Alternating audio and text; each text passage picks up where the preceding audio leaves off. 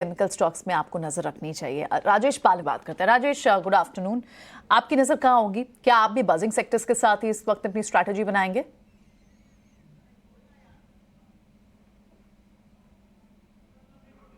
Rajesh, please unmute yourself.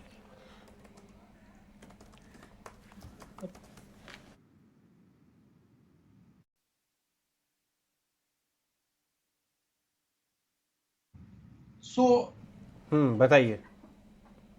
तो अगर हम देखें एग्रोकेमिकल थीम एक अच्छा यहाँ पे बाइंग इंटरेस्ट जरूर बना हुआ है और हमें लगता है कि सारे स्टॉक्स में जिस तरीके से बाइंग इंटरेस्ट बना ये फर्दर एक्सटेंड होते हुए दिखेगी रैली। लेकिन अभी जो स्टॉक हमने यहाँ पे आइडेंटिफाई करे 3 स्टॉक के ट्रेड है, उसमें पहला स्टॉक तो टीवीएस मोटर है। ये स्टॉक में हमें लगता है जिस तरीके से वीकली सेटअप बने हुए 4 वीक का कंसोलिडेशन का ब्रेकआउट आज स्टॉक करते हुए दिख रहा है।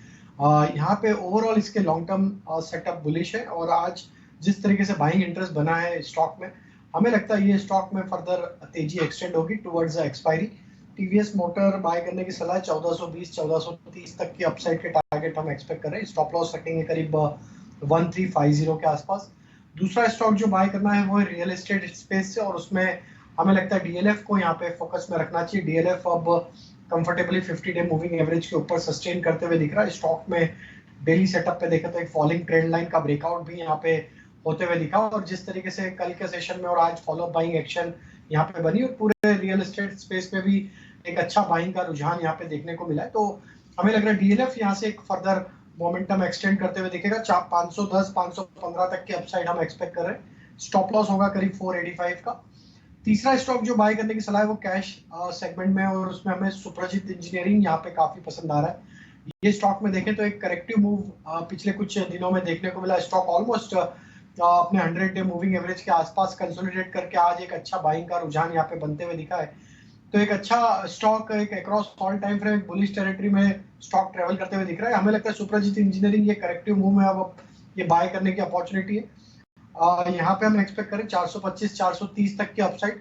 स्टॉप लॉस रखेंगे करीब 392 का। निफ्टी और बैंक निफ्टी एक दिक्कत कर रहे हैं ट्रेंडिंग ट्रेडर्स के लिए, शायद ऑप्शंस वालों के लिए कमा रहे हो। आप बताइए, आप तो दोनों में काम करते हैं आदित्य, कैसे ट्रेड कर रहे हैं इंडेक्स को और बैंक निफ्टी को इस समय, और अपने ट्रेडिंग आइडियाज भी शेयर करें।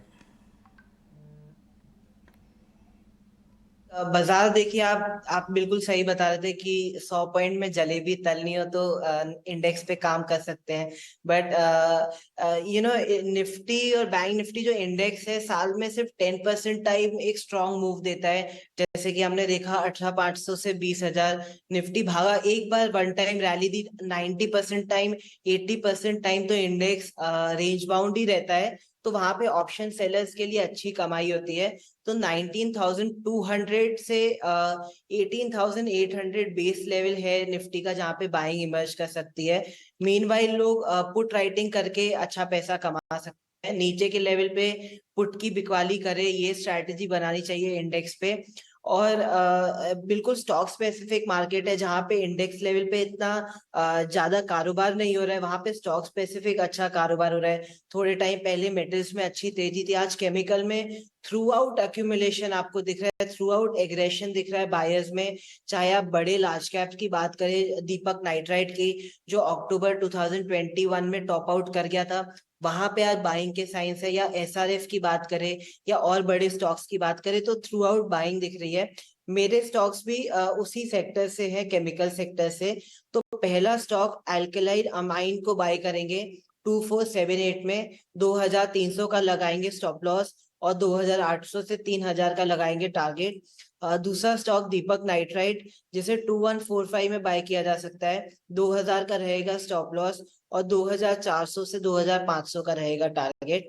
एक डिस्क्लेमर, मैंने अपने क्लाइंट्स को केमिकल स्टॉक्स रिकमेंड किए हैं, तो व्यूअर्स अपने फाइनेंशियल एडवाइजर्स को कंसल्ट करें before taking any financial decision. Okay, ठीक है, बिल्कुल। केमिकल स्टॉक्स की यहाँ बात कर रहे हैं आप आदित्य। मुझे याद है पिछले हफ्ते आपसे जब बात हो रही थी तब भी आप हाईलाइट कर रहे थे कि कुछ स्टॉक्स में अच्छा मूव बन रहा है, और खैर स्वदेश में तो हम बहुत समय से पिछले 4 हफ्तों से बात कर रहे हैं कि केमिकल स्टॉक्स में आपको नजर रखनी चाहिए। राजेश पाल